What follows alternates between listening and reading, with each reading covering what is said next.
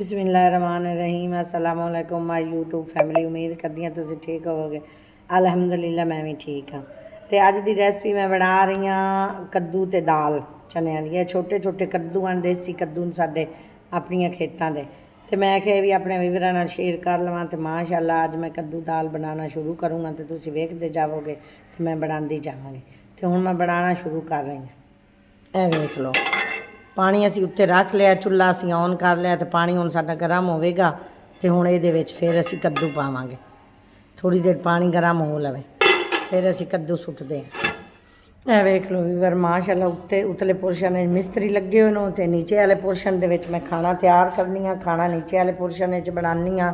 तो मुड़ किचन ते अजे साडी तैयार नहीं हुई। ए वेख लो ए थल्ले वाला हाल है तो उहदे विच ही नाल मैं इत्थे ही खाना बना रही हाँ। ए वेख लो सारे बर्तन सारे नीचे, कोई किदें बर्तन पिया कोई किदें पिया।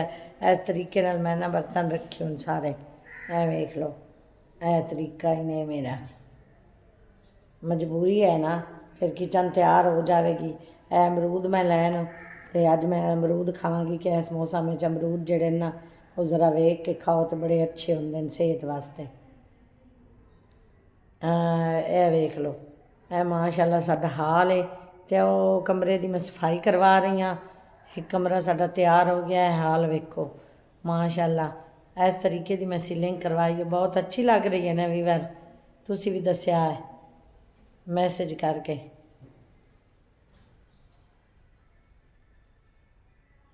कि थोड़ा थोड़ा मैं घर की रूटीन भी तुहाडे नाल शेयर करांगी, वो भी विखावांगी।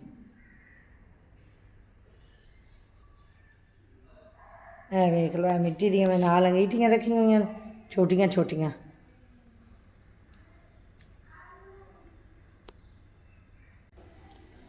ए वेख लो वीवर ए वेखो ना मैं माशाअल्लाह ना ए छोटी जी ना मैं नाल लोहे दे पीपे दी ना दीवार बनवाई है चूल्हे दे। कि मेरा कूलर चलता रहता ना तो हवा नाल ना मोर चूल्हा जिहड़ा ना ठीक नहीं चलता। तो मैं नाल छोटी जी दीवार बना के ना तो मैं इस तरीके नाल ना नाल रख लैनी हाँ। तो बिल्कुल सही सैटिंग हो जाती है मेरे ना। पानी हुण गर्म हो गया तो हुण मैं ना कद्दू विच सुट्टन लगी। पहले मैं सुट्टांगी कद्दू, बाद दाल पावांगी। तो सारिया चीज़ां मैं कट्ठियां सुट देनियां। कट्ठियां सुट के ना मैं तो एक दाल कद्दू बनावांगी। बिस्मिल्लाहिर्रहमानिर्रहीम। 1 किलो मेरे कद्दू है। बिस्मिल्लाहिर्रहमानिर्रहीम।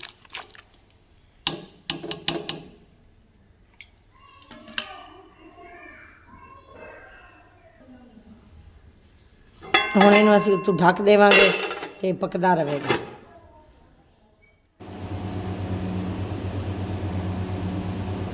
माशाअल्लाह कद्दू साडा कुछ बॉयल हो गया तो हुण माशाअल्लाह मैं ना इहदे विच दाल सुट्टन लगी हाँ, दाल चनियां दी।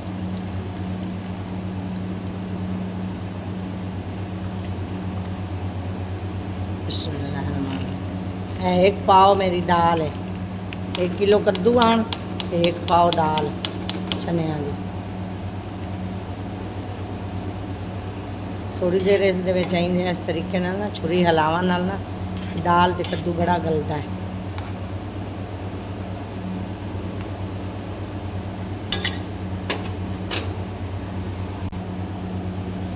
कुछ अदद सब्ज़ मिर्चां हैं, देसी हैं, ये भी मैं सुट रही हूँ। वीवर माशाअल्लाह वेख लो दाल साडी जिहड़ी है ना वो बॉयल हो गई। दाल ते कद्दू असीं जूम करके तुहानूं विखाने हैं।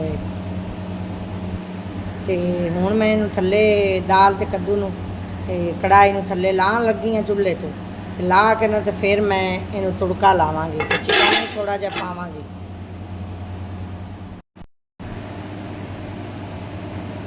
बिस्मिल्लाहिर्रहमानिर्रहीम। दाल ते कद्दू असीं ना मने प्लेट विच पा रहे हैं।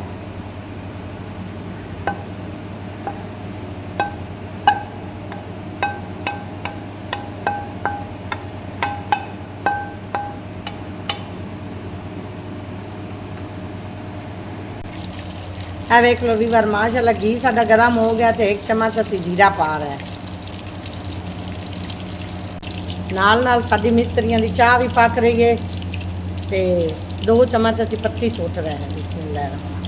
सौंफ लाची पा के ना असीं दुध नूं उबाले दे रहे हैं। दुध का ना कच्चापन खत्म हो जाता। ਤੇ ਨਾਲ ਨਾਲ ਸਾਡੀ ਚਾਹ ਵੀ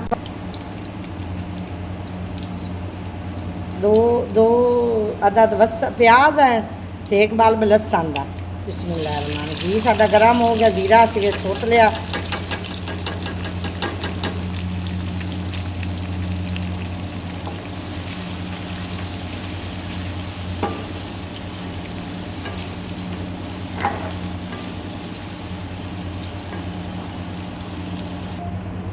बिस्मिल्लाह रहमान है वेख लो कई बार साड़ियाँ ना सब्ज़ मिर्चां जड़ियां ते अदरक कुटिया पिया। एक चम्मच असीं हल्दी सुट रहे हैं, एक चम्मच अस हल्दी सुट्टी है। अजान भी हो रही है भी बार। एक चम्मच लाल पीसी हुई मिर्च हो गई,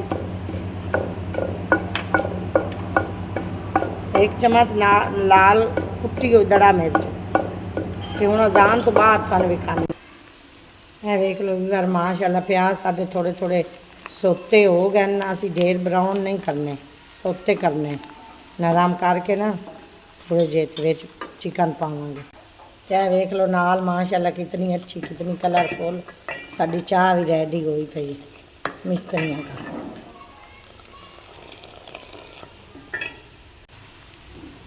बिस्मिल्लाह रहमान है। आधा किलो मेरा चिकन है, ये भी नाल मैं वेच सोच रही हूँ। कद्दू चिकन ते दाल पका रही हूँ।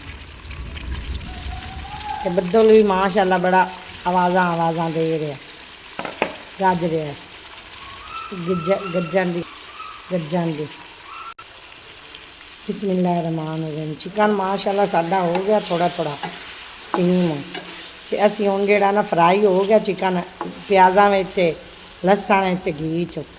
ते हुण असीं मसाले पाउण लगे हैं। बिस्मिल्लाह रहमान ये जिहड़े कुट्टे ना मसाले असां सब्ज़ मिर्च दड़ा मिर्च सुक्कियां धनिया अदरक असीं ये दौरी डंडे विच कुट के ना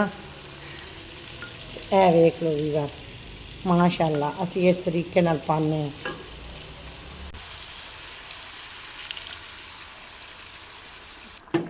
बिस्मिल्लाह रहमान रहीम वेख लो भी बार माशाअल्लाह सारे मसाले असां विच सुट लैनू। ते हुण ये थोड़ी देर पक्केगा चिकन ते मसाले सारे बुनाई होवेगी इन्हां दी। बुनाई करके ते फिर इन्हूं असीं हुण ढक दिंदे आ ते 10 मिनट इन्हां दी बुनाई करांगे। 10 मिनट बाद फिर तुहानूं विखाने हैं। बिस्मिल्लाह रहमान रहीम वेखो चिकन ते मसाले दी बुनाई हो रही। तो 3 टमाटर कट के असीं सुट रहे हैं।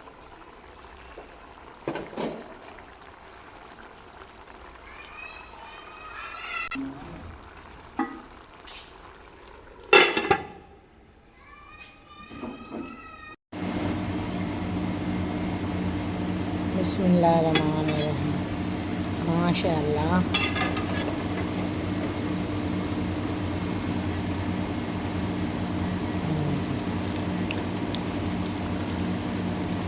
कितनी अच्छी लोग आई पई है माशाअल्लाह सालन साडे